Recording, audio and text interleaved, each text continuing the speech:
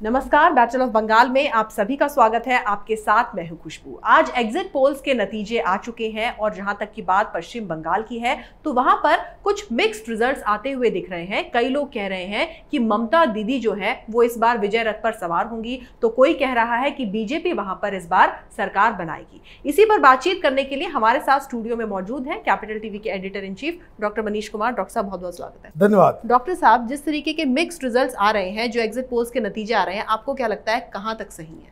देखिए, ये जो एग्जिट पोल होते हैं उस पर मेरा यकीन नहीं है, क्योंकि वो हमेशा जो है वो गलत साबित हो जाते हैं। कोई सही हो जाता है तुक्का में, तो वो कहते कि भाई हमने बहुत ही सटीक। टेलीविज़न चैनल वाले भी बड़े होशियार हैं, वो किसी एजेंसी को पकड़ते हैं, उनसे करवाते हैं, और अगर वो गलत साबित होते हैं तो कहते भाई हमने नहीं किया, वो तो एजेंसी ने किया। और अगर सही साबित हो जाते हैं तो कहते कि भाई देखिए हमारा सबसे सटीक, वो 4 महीने तक वो ऐड चलता रहता है, उनका प्रोमो चलता रहता है कि सबसे सटीक रिजल्ट। समझना ये है कि चुनाव के नतीजे, मतदान, ये अर्थमेटिक पे नहीं चलता, ये कोई इसकी गणित पे नहीं काम होता जी। ये आपने पहले भी कहा था। चुनाव जीते जाते हैं केमिस्ट्री पे जी। और मैं आपको बता दूं कि अगर प्रोसीजर तो सबका सेम है, सारे एग्जिट पोल वाले का, तो कोई भारतीय जनता पार्टी को 175 दे रहा है, कोई 180 के पार लेके जा रहा है, और कोई 120 दे रहा है। इसका मतलब क्या है? इसका मतलब है कि कहीं न कहीं मेथोडोलॉजिकल कुछ एरर है सब में, आइदर इधर या उधर या बाकी सारे लोगों में। अब सवाल ये है कि बहुत सारे लोगों ने फ़ोन करके पूछा कि भाई अब ये सारे जो चुनाव हो गए हैं, अब इसमें क्या नतीजा का, ये अनुमान लगाने वाली बात होती है। एक बात मैं आपको बता दूं, जो चुनाव के नतीजे होंगे, जैसा कि बाकी सारे जो टीवी चैनल्स वाले जो क्लोज कंटेस्ट बता रहे हैं, वो नहीं होगा, वो नहीं होगा। एक तरफा रिजल्ट आएगा, और ये एक तरफा रिजल्ट मतलब दिस वे और the other way, other TMC और बीजेपी पूरी तरीके से स्वीप करेगी। यही वहां की जमीनी हकीकत है। अब ऐसा मैं क्यों कह रहा हूं? ऐसा इसलिए कह रहा हूं क्योंकि बंगाल में घर घर अलग अलग ओपिनियन नहीं होता। इलाके के इलाके एक साथ एक पार्टी को वोट करते हैं। और आज मेरी बात को याद रखिएगा, 8 फेजेस में चुनाव हुए हैं। भारतीय जनता पार्टी को 6ठे फेज तक जाते जाते बहुमत मिल जाएगा, क्योंकि ये जमीनी हकीकत है।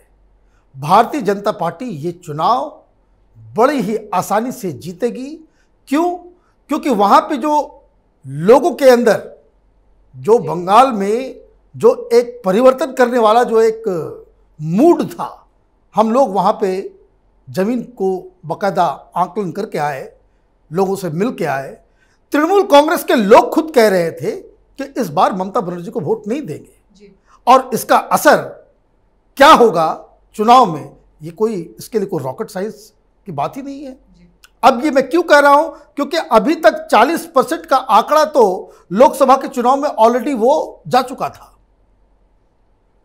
भारतीय जनता पार्टी और टीएमसी के वोट बैंक में ज्यादा फर्क नहीं था, 2-3% का फर्क था। और इस बार जो असेंबली इलेक्शंस हो रहे हैं, इसमें और भी बहुत सारे अर्बन वोटर्स जो ट्रेडिशनली टीएमसी के साथ थे, वो भी भारतीय जनता पार्टी की तरफ टिल्ट उनका हो गया। और इसलिए ये जो बंगाल में ये सारे एग्जिट पोल जो दिखा रहे हैं कि वहाँ पे एक टफ कंपटीशन है, कोई कुछ दिखा रहा है, कोई कुछ दिखा रहा है, ऐसा नहीं होगा। वोटिंग परसेंटेज इतना ज़्यादा है कि इसमें एक तरफा जाएगा, और वो तरफ भी ऑलरेडी डिसाइडेड है। जनता का मूड वहाँ परिवर्तन का है। वहाँ ममता बनर्जी के लिए जो आंकड़े जो दिखाए जा रहे हैं वो सही नहीं होंगे। डॉक्टर साहब, रिजल्ट के दिन का तो सबको इंतजार रहता ही है, लेकिन एग्जिट पोल के दिन का भी सबको बेसब्री से इंतजार रहता है। लेकिन जिस तरीके से आपने कहा, और ये सही भी है कि एग्जिट पोल्स जो है वो भ्रमित करते हैं लोगों को, मिक्स्ड रिजल्ट जिस तरीके से आ रहा है, तो इसका महत्व क्या रह जाता है? देखिए, मैं एक एग्जाम्पल देता हूँ। एबीपी न्यूज़ और सी वोटर, किस तरह से ये सी वोटर का सेम आंकड़ा वो टाइम्स नाउ के ऊपर भी चल रहा है। अब मैं आपको बताता हूँ इसकी जो कलाबाजी, इसको समझिए। कुछ ये प्रोग्राम कल होगा, आज तो इन्होंने आंकड़े दिखा दिए जिसमें टीएमसी को बहुमत लेते हुए दिखाया जा रहा है और भारतीय जनता पार्टी को 132 के आसपास सीट दिखाई जा रही है। ठीक,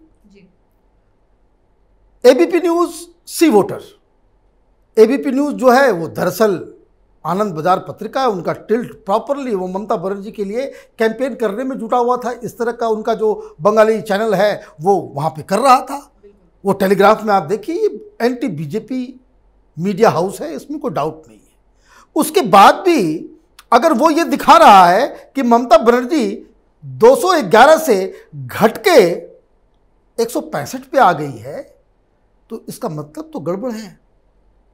इसका मतलब है कि कुछ उनको भी समझ में आ रहा है कि लोग ममता बनर्जी को छोड़ रहे हैं। अब दूसरी बात, सी वोटर के जो आंकड़े हैं, सी वोटर जो बता रहा है कि भाई बीजेपी को बहुमत नहीं आने वाला, वो ये भी बता रहा है कि 96 सीट ऐसी हैं कि जहां टच एंड गो का सिस्टम है, वहां कौन जीतेगा किसी को पता नहीं, मार्जिन बहुत ही छोटा है।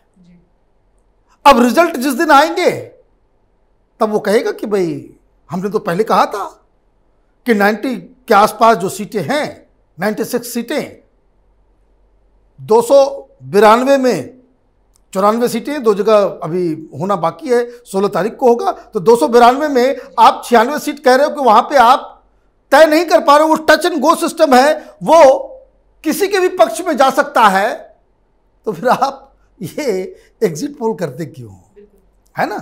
तो ये कलाबाजी है आंकड़ों की, ये कलाबाजी है एक पोस्चरिंग की। ठीक है, लेकिन मैं इसका कतई मतलब नहीं है कि मैं किसी को क्रिटिसाइज कर रहा हूं। ये डेमोक्रेसी है, सर्वे होना चाहिए, एग्जिट पोल होना चाहिए। ये मेरा अपना मानना है कि चूंकि इतना ज़्यादा कॉम्प्लेक्स सोसाइटी है हिंदुस्तान, इतने सारे मुद्दे हैं, इतनी सारी चीज़ें उससे जुड़ी हुई होती हैं कि उस सारे जो पैरामीटर्स हैं उसको एनालाइज करके सीटें बताना वो बड़ा मुश्किल सा काम है। और एक जिसको कहते हैं रिसर्च मेथोडोलॉजी में एक्सपर्ट होने के नाते मैं आपको बता सकता हूं एक बात, कोई भी चाहे वो सर्वे हो चाहे एग्जिट पोल हो, वो ये तो बता सकता है बहुत नियर कि किसको कितना % वोट मिलेगा, सीट नहीं बता सकता। सीट हमेशा वो जो साइंटिफिक डाटा आप कलेक्ट करते हैं कि कितना % किसको मिल रहा है, उसके बाद आप उस पर अनुमान लगाते हैं। आप उसके ऊपर अनुमान लगाते हैं कि इतना % वोट मिल रहा है तो इतनी सीटें आ जाएंगी। और इसलिए ये जो एग्जिट पोल है अच्छा है, लेकिन हम भी अपना एक नेकआउट कर रहे हैं कि भाई जो एग्जिट पोल ममता बनर्जी को जिताते हुए दिखा रहे हैं वो बिल्कुल गलत साबित होंगे और भारतीय जनता पार्टी कम से कम 2/3 मेजॉरिटी के साथ बंगाल के चुनाव को जीतने जा रही है, इसमें कोई शक नहीं है। जी डॉक्टर साहब, हालांकि नतीजे 2 दिन बाद है, लेकिन ये जो एग्जिट पोल्स हैं ये किसी भी पार्टी का मनोबल बढ़ाने या घटाने में कितने कामयाब होते हैं? नहीं, ठीक है, वो भाई रिजल्ट तो 2 दिन के बाद आएगा ही, लेकिन फिर भी एक टॉकिंग पॉइंट लोगों का इंटरेस्ट बना रहता है, सर्वे में भी इंटरेस्ट रहता है, लोग देखते हैं। डेमोक्रेसी होता यही है।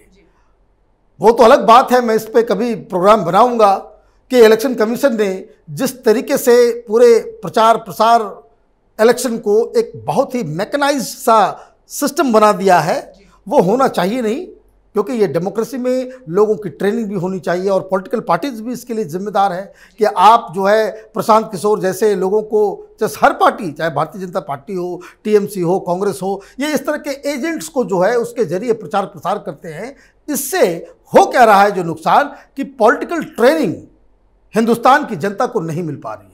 डेमोक्रेसी में कैसे लोग जो है सोचते हैं, समझते हैं, किस तरीके से पार्टिसिपेशन उनका होना चाहिए, मोबिलाइजेशन करने का जो टेक्निक्स हैं, एक समाज किस तरह से डेमोक्रेटिक इथॉस को अपनाता है, उससे हम दूर चले जा रहे हैं इलेक्शन कमीशन और इन पॉलिटिकल पार्टीज और उनके लीडर्स की वजह से। तो ये 2 मई को फैसला आ जाएगा। बंगाल में परिवर्तन होगा। भारतीय जनता पार्टी 2/3 मेजॉरिटी के साथ वो चुनाव जीतेगी। ये एग्जिट पोल, ये एनालिसिस सब अपनी जगह पे धरे के धरे रह जाएगी। जी डॉक्टर साहब, बहुत बहुत शुक्रिया इस तमाम जानकारी के लिए। धन्यवाद। तो अगर आपको हमारा वीडियो जो कि एग्जिट पोल्स पर था बंगाल के पसंद आया तो इसे लाइक करें, शेयर करें और कैपिटल टीवी को सब्सक्राइब करें। नमस्कार।